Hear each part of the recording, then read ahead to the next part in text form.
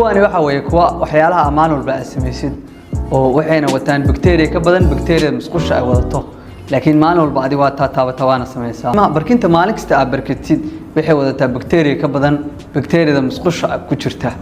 musqusha waa artin bacteria jira waa waxa caadi ah inta badan saasoo kala barkinta ee dhidid qalalay iskiinkaaga oo habeenkii markaa joogtid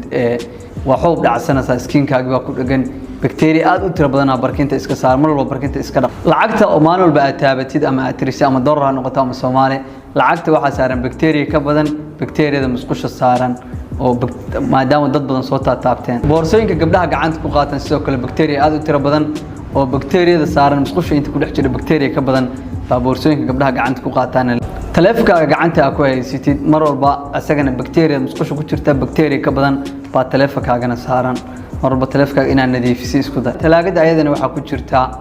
bacteria musqusha ku jirta